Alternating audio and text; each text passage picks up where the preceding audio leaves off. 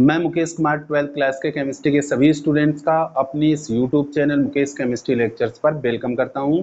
बच्चों, आज के इस लेक्चर में मैं आपको विलयन की सांद्रता व्यक्त करने की विधियां जो बच गई थी पिछले लेक्चर में, उनको डिटेल में समझाने जा रहा हूं। तो बच्चों, इससे ठीक पीछे वाले लेक्चर में मैंने सांद्रता प्रतिशत में कैसे एक्सप्रेस करते हैं और उसको पीपीएम में कैसे एक्सप्रेस करते हैं, नॉर्मलता में और मोलरता में एक्सप्रेस कैसे करते हैं, इसके बारे में मैंने आपको समझाया था और इसके फार्मूलों को ड्राइव किया था। अब बच्चों, इसके आगे जो मेथड्स हैं वो इस लेक्चर में मैं एक्सप्लेन करने जा रहा हूं। तो बच्चों, आप अपनी कॉपी और पेन के साथ रेडी हो जाइए मेरे साथ इन मेथड्स को समझने के लिए और इनका नोट्स तैयार करने के लिए। तो ठीक है बच्चों, स्टार्ट करते हैं। मेथड नंबर 5 और हम यहाँ पे सांद्रता एक्सप्रेस करेंगे मोललता में, इन मोलेलिटी।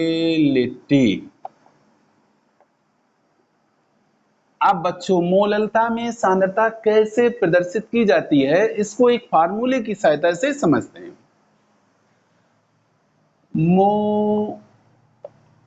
मोललता इक्वल टू होती है विलेय पदार्थ की मोल संख्या, विलेय पदार्थ की मोल संख्या या विलेय की मोल संख्या बात एक ही है, बटे विलायक का भार किलोग्राम। अब बच्चों, यहां जो समझने वाली बात वो ये है कि अभी तक जो भी आप मेथड पढ़ रहे थे, चाहे नॉर्मलता थी या मोलरता थी, उसमें अपोन में जो था वो था विलयन का आयतन लीटर में, और यहाँ क्या आया है, यहाँ है विलायक का भार किलोग्राम में। अगर देखें तो इससे ठीक पहले वाली जो मेथड थी मोलरता, उसमें और इसमें क्या डिफरेंस हुआ है, इसमें और उसमें डिफरेंस सिर्फ ये हुआ है कि मोलरता आपने पढ़ी थी विलेय की मोल संख्या बटे विलयन का आयतन लीटर में, तो विलेय की मोल संख्या या विलेय पदार्थ की मोल संख्या, जैसा कि मैंने आपको बताया बातें की है, उसमें अपॉन में था विलयन का आयतन लीटर में, इसमें है विलायक का भार किलोग्राम में। तो ये डिफरेंस दोनों में आया है। अब बच्चों, फार्मूले को आगे बढ़ाते हैं। विलेय की जो बच्चों विलेय की मोल संख्या होती है, उसका फार्मूला विलेय की मोल संख्या, विलेय की मात्रा, मात्रा लिखें या द्रव्यमान लिखें, विलेय की मात्रा, और वो भी बच्चों किसमें, ग्राम में, विलेय की मात्रा ग्राम में, बटे में क्या होता है, विलेय का अणुभार बटे विलेय का अणुभार। इस फार्मूले से बच्चों विलेय की मोल संख्या हम डिटरमिन करते हैं। विलेय, अब इसको अगर सिंबल में लिखें तो मात्रा को लिखते हैं स्मॉल w से, और अणुभार, अणुभार के लिए बच्चों यहां मैं सिंबल जो यूज करने जा रहा हूं वो कैपिटल एम डैश यूज करने जा रहा हूं। मोलरता में मैंने अणुभार के लिए सिंबल स्मॉल एम यूज किया था। क्या यूज किया था, स्मॉल एम। बच्चों, उसको आप रिप्लेस कर लीजिए एम डैश से। ऐसा क्यों, अभी क्लियर किए दे रहा हूं। बच्चों, जो मोललता होती है इसको इंग्लिश में कहते हैं मोलेलिटी, और इसका जो सिंबल आता है बच्चों वो स्मॉल एम आता है। किसका, मोललता का। अब मोललता का सिंबल स्मॉल एम है, अगर हम अणुभार का भी सिंबल स्मॉल एम लिख देंगे तो आप कंफ्यूज हो जाएंगे। तो यहां अणुभार का सिंबल मैं टेक कर रहा हूं कैपिटल एम डैश। अब देखिए बच्चों, जब इसको मोल संख्या को यहां पे राइट डाउन कर देंगे तो मोललता देखिए क्या हो जाएगी, मोललता इक्वल टू विलेय की मात्रा किसमें बच्चों, ग्राम में। अंश में हो जाएगा विलेय की मात्रा ग्राम में बटे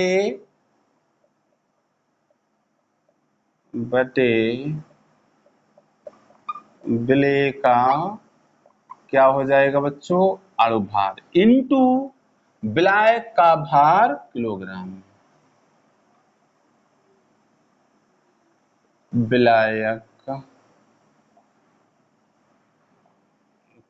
का भार किसमें बच्चों, किलोग्राम। अब बच्चों अगर हम, ये तो फार्मूला कंप्लीट फार्मूला आ गया बच्चों आपका, किसका, मोललता का, ये कंप्लीट फार्मूला है।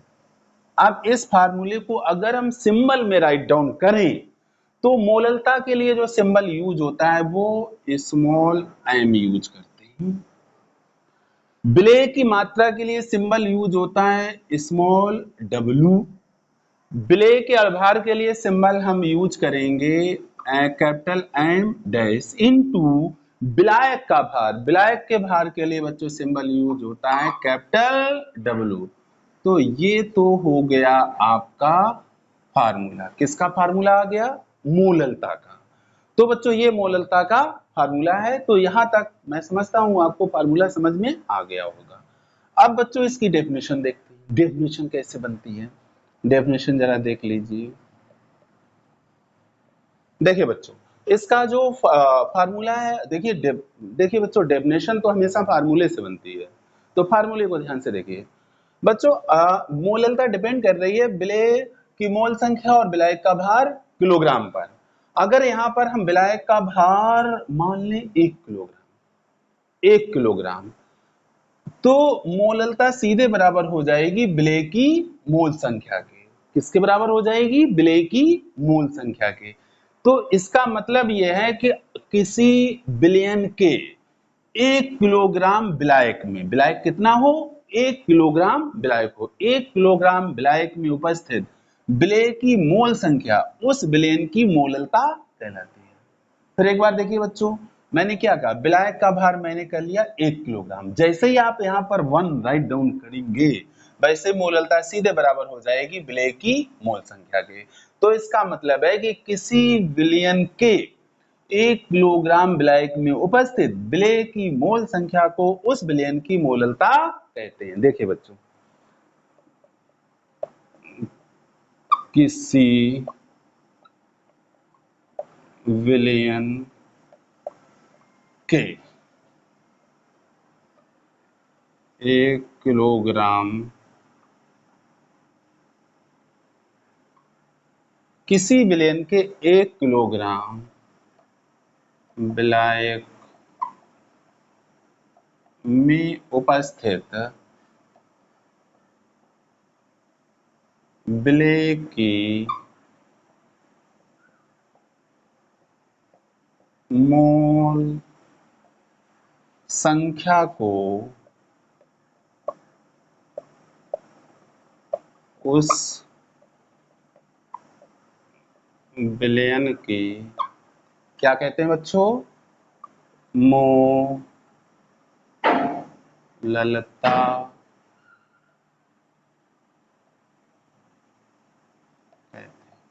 किसी विलयन के 1 किलोग्राम विलायक में उपस्थित विलेय की मोल संख्या को उस विलयन की मोललता कहते हैं। तो ये तो बच्चों डेफिनेशन होगी। अब बच्चों देखिए हम, अगर किसी विलयन की मोललता 1 हो, किसी विलयन की मोललता 1 हो, तब उस विलयन को कहा जाता है मोलल विलयन। क्वेश्चन आता है मोलल विलयन किसे कहते हैं। तो मोलल विलयन बच्चों वो होता है जिसकी मोललता 1 होती है। यहाँ पे बच्चों देखते हैं, यहाँ पे इसको मैं एक्सप्रेस किए दे रहा हूं।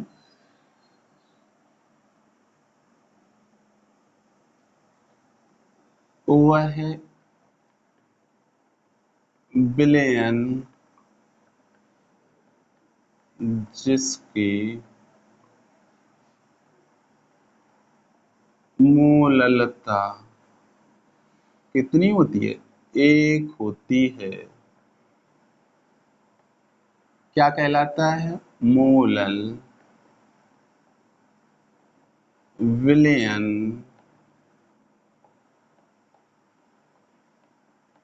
कहलाता है। तो बच्चों ऐसा विलयन जिसकी मोललता 1 होती है उसको हम मोलल विलयन कहते हैं, यानी कि मोलल विलयन की मोललता क्या है? 1 है। तो हम मोलल विलयन को लिखते हैं स्मॉल एम। स्मॉल एम का मतलब मोललता 1 है। इसी तरह बच्चों कुछ अन्य विलयन है, उन विलयनों को समझ लो। एक तो आपने देख लिया मोलल विलयन, ऐसे ही है बच्चों सेमी मोलल विलयन है। सेमी मोलल विलयन होता है बच्चों सेमी के बाद बच्चों डेसी। डेसी को देख लो, डेसी मोलल विलयन भी होता है। डेसी के बाद बच्चों सेंटी मोलल विलयन, सेंटी मोलल विलयन, और बच्चों मिली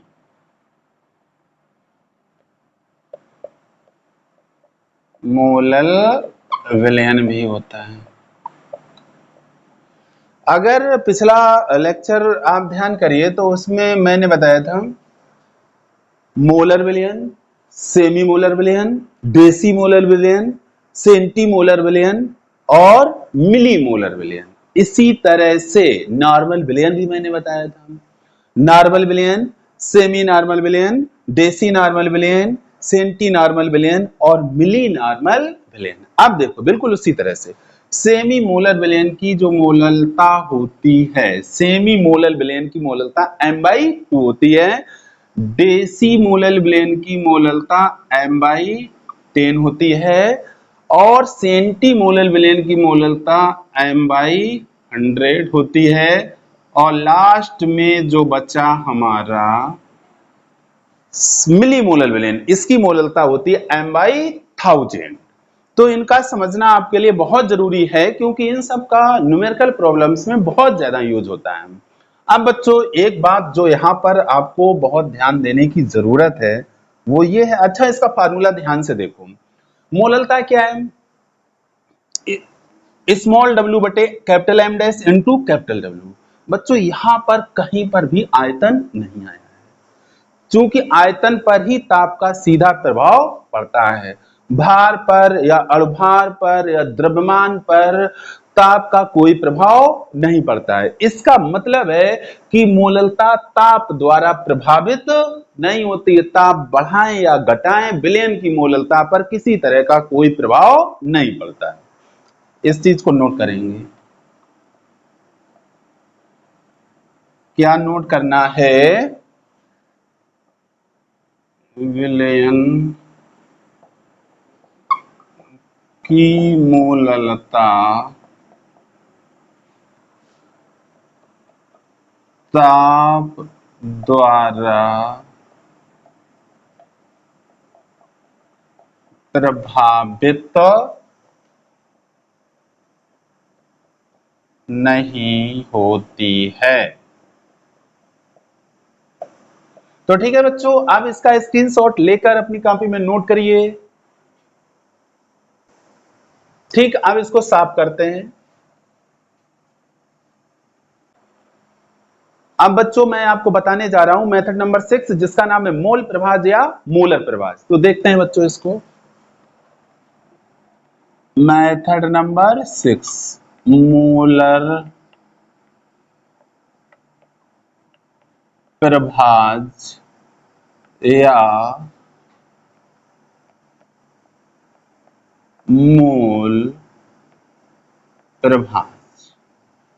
तो बच्चों इसको मोलर प्रभाज भी कहते हैं और मोल प्रभाज भी कहते हैं। मोलर फ्रैक्शन और मोल फ्रैक्शन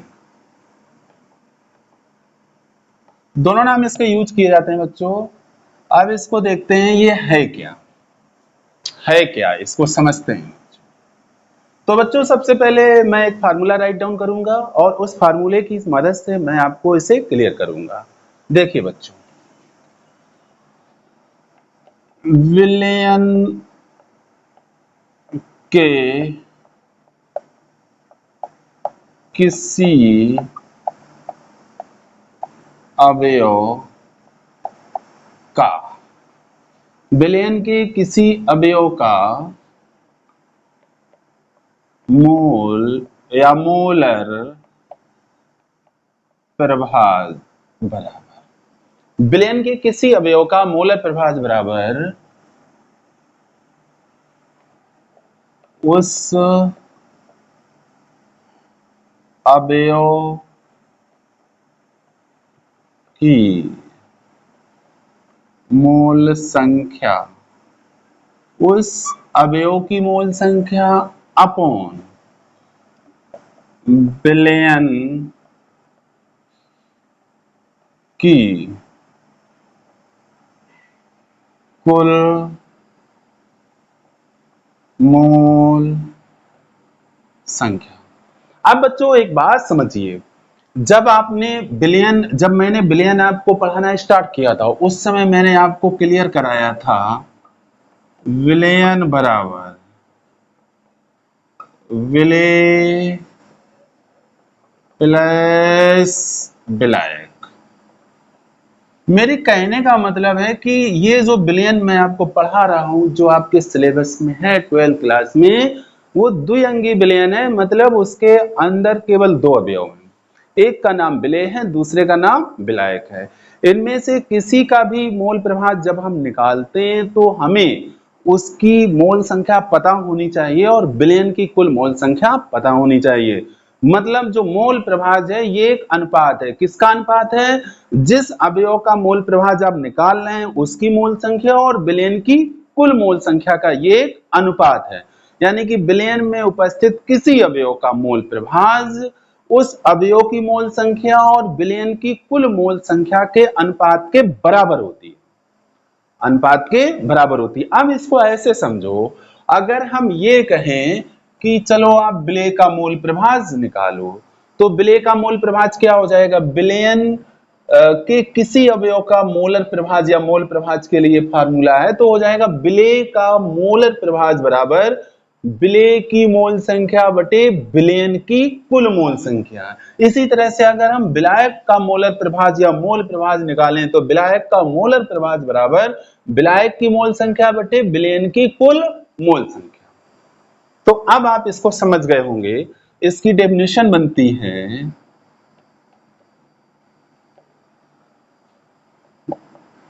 विलयन में उपस्थित किसी अवयव का मोलर प्रभाव उस अवयव की मोल संख्या और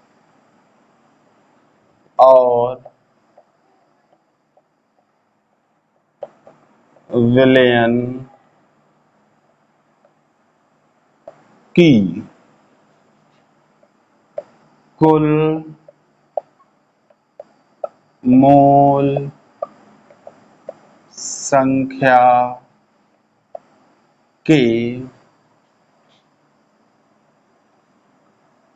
अनुपात के बराबर होती है। विलयन में उपस्थित किसी अवयव का मोल प्रभाव उस अवयव की मोल संख्या और विलयन की कुल मोल संख्या के अनुपात के बराबर होती है, या होता है कर दो, होता है। अब बच्चों इसके बारे में मैं आपको एक महत्वपूर्ण फैक्ट बताने जा रहा हूं, और वो फैक्ट क्या है, फैक्ट ये है कि विलयन का कुल मोलर प्रभाव या मोल प्रभाव सदैव एक होता है। विलयन का कुल मोल प्रभाव या मोलर प्रभाव सदैव एक होता है।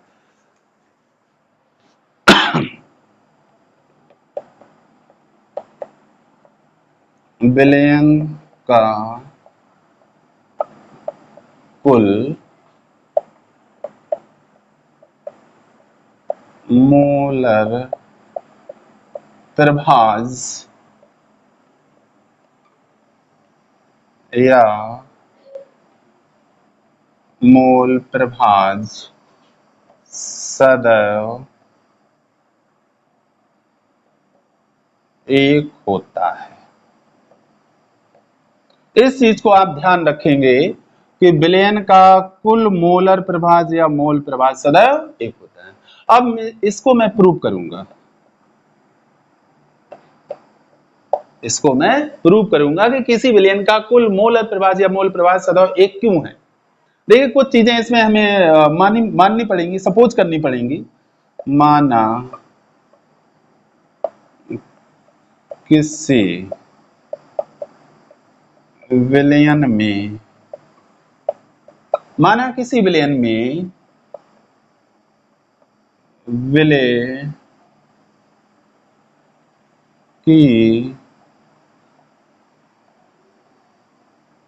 मोल संख्या स्मॉल n व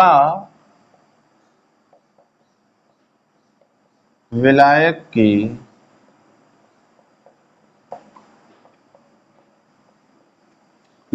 की मोल संख्या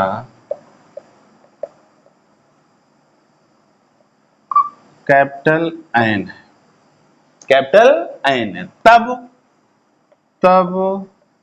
अब फार्मूले का यूज करेंगे, इस फार्मूले का यूज करेंगे। विलय का मोल प्रभाज, फार्मूला क्या है? विलय का मोल प्रभाज बराबर विलय की मोल संख्या बटे विलयन की कुल मोल संख्या। तो विलय की मोल संख्या मैंने सपोज की है स्मॉल m, और विलयन की कुल मोल संख्या, तो विलयन क्या होता है? विलयन बराबर विलय प्लस विलायक, यानी कि विलय की मोल संख्या प्लस विलायक की मोल संख्या। इट मींस क्या है? Small n plus capital N, तथा विलायक का मोल प्रभाज। अब बच्चों विलायक का मोल प्रभाज, तो विलायक की मोल संख्या बटे विलयन की कुल मोल संख्या हो जाएगी, यानी कि इसकी वैल्यू आएगी capital N upon small n plus capital N।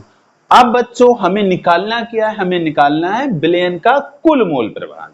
तो देखते हैं, विलयन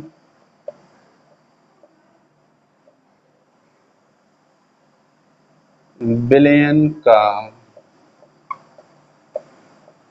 कुल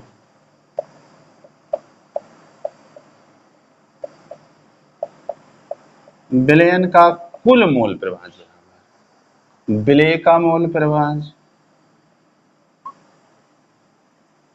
विलय का मोल प्रभाज प्लस क्या हो जाएगा बच्चों? प्लस विलायक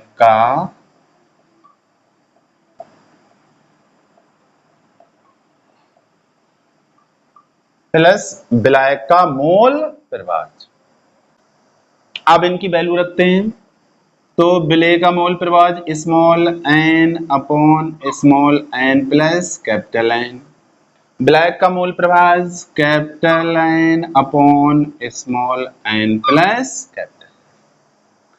तो अब आप समझ रहे होंगे कि यहाँ जो दो फ्रैक्शन है, एक ये है एक ये है, इन दोनों का एलसीएम क्या हो जाएगा?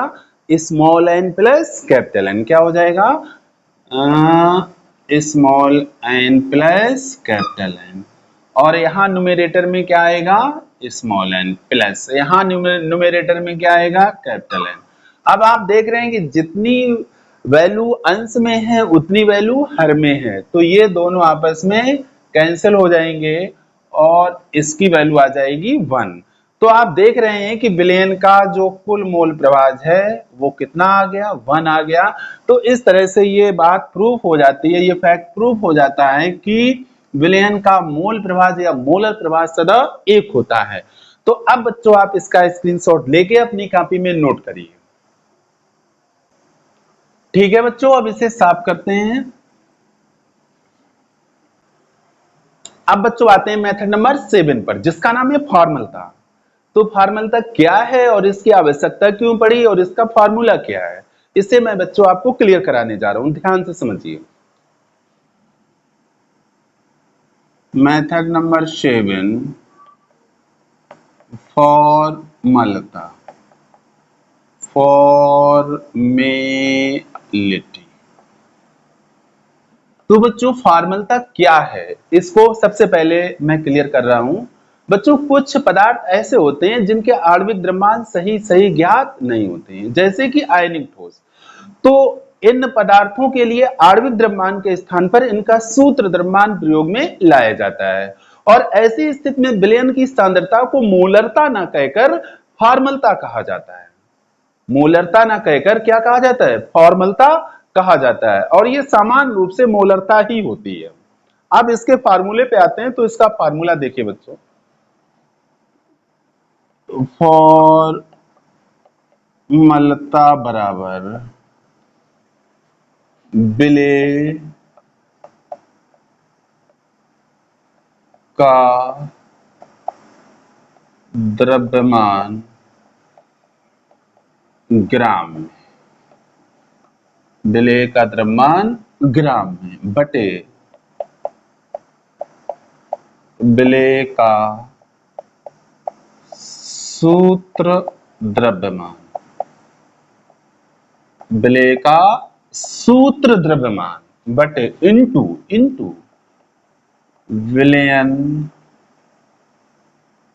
का आयतन लीटर में।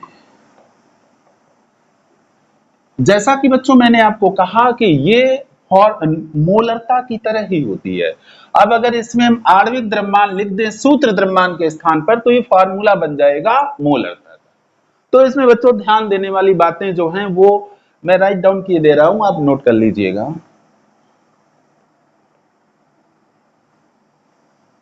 कुछ पदार्थ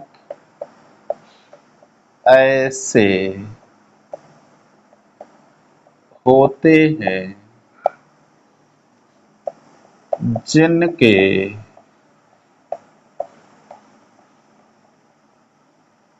आणविक द्रव्यमान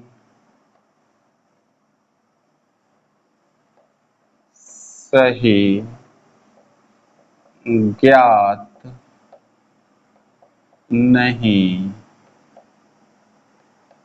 होते हैं, जैसे आयनिक ठोस,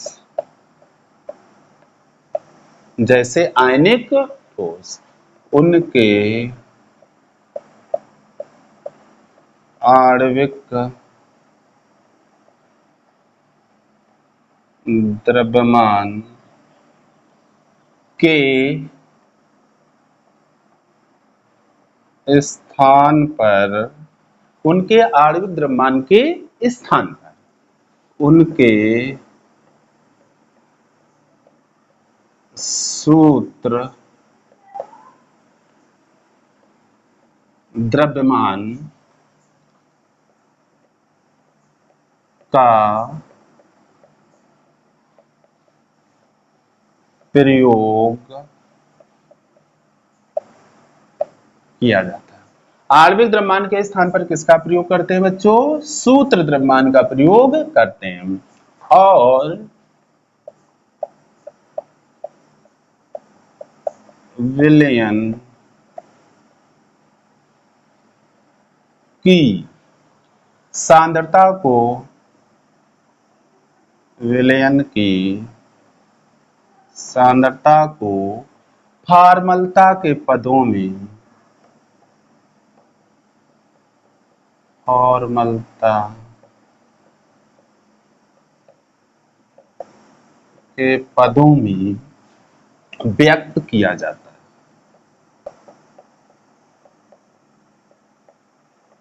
व्यक्त किया जाता है। किसके पदों में व्यक्त किया जाता है? फॉर्मलता के पदों में। सामान्य रूप से, सामान्य रूप से यह मोलरता होती है। क्या होती है? मोलरता ही होती है। सामान्य रूप से यह मोलरता ही होती है। तो ये बच्चों रही आपकी फॉर्मलता। अब मेथड नंबर 8 यानी कि लास्ट मेथड, जिसका नाम है ग्राम प्रति लीटर में। ग्राम प्रति लीटर में। तो सांद्रता किसमें व्यक्त करेंगे? ग्राम प्रति लीटर में। तो बहुत ही सिंपल चीज है। इसमें आप देख रहे हैं ग्राम प्रति लीटर, यानी कि विलेय पदार्थ ग्राम में है और विलयन का आयतन लीटर में है। यानी कि सांद्रता ग्राम प्रति लीटर बराबर, सांद्रता ग्राम प्रति लीटर बराबर विलेय का द्रव्यमान किसमें बच्चों? ग्राम। विलेय का द्रव्यमान ग्राम में। कंफ्यूज मत होइए, द्रव्यमान की जगह आप मात्रा का यूज कर सकते हैं। विलेय का द्रव्यमान ग्राम में बटे विलयन का आयतन किसमें बच्चों? लीटर में। तो ये सांद्रता ग्राम प्रति लीटर का फार्मूला है। इससे आप विलयन की सांद्रता ग्राम प्रति लीटर में डिटरमिन कर सकते हैं। अब जब इसकी डेफिनेशन बनाने की नौबत आती है तो डेफिनेशन देखो कैसे बनेगी। तो यहाँ पर अगर विलयन का आयतन हम 1 लीटर कर दें तो सांद्रता ग्राम प्रति लीटर सीधे बराबर हो जाएगी विलयन के द्रव्यमान के। अब वो भी किसमें? ग्राम में। यानी कि किसी विलयन के 1 लीटर आयतन में उपस्थित विलेय का ग्राम में द्रव्यमान, विलेय का ग्राम में द्रव्यमान उस विलयन की ग्राम प्रति लीटर में सांद्रता कहलाती है। किसी विलयन के 1 लीटर आयतन में उपस्थित विलेय का ग्राम में द्रव्यमान उस विलयन की ग्राम प्रति लीटर में सांद्रता कहलाती है। देखो डेफिनेशन, डेफिनेशन देखते हैं। किसी विलयन के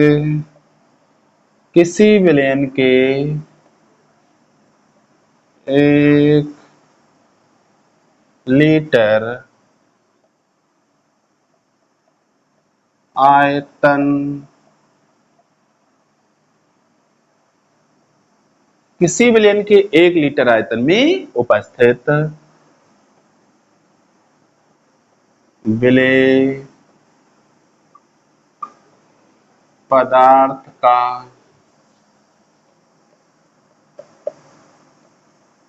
ग्राम में द्रव्यमान, विलेय पदार्थ का ग्राम में द्रव्यमान उस विलयन की ग्राम प्रति लीटर में सांद्रता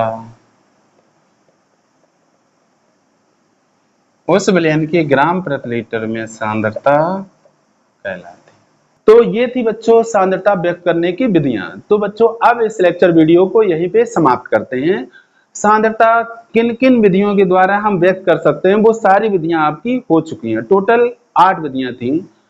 तो ऐसे सारे स्टूडेंट जो फर्स्ट टाइम इस लेक्चर वीडियो को देख रहे हैं और उनको ये लग रहा है कि इससे उनकी केमिस्ट्री में कोई सुधार हो सकता है, तो चैनल को सब्सक्राइब कर लें। इस पर आपको रेगुलर लेक्चर वीडियो मिल जाएगा और बहुत सारे जो लेक्चर वीडियो अन्य चैप्टर्स के पढ़े हुए हैं उनसे आप हेल्प ले करके अपनी केमिस्ट्री इंप्रूव करें लगातार, और जो भी प्रॉब्लम आ रही है वो उसको कमेंट के माध्यम से मुझसे शेयर जरूर करें। तो थैंक यू सो मच।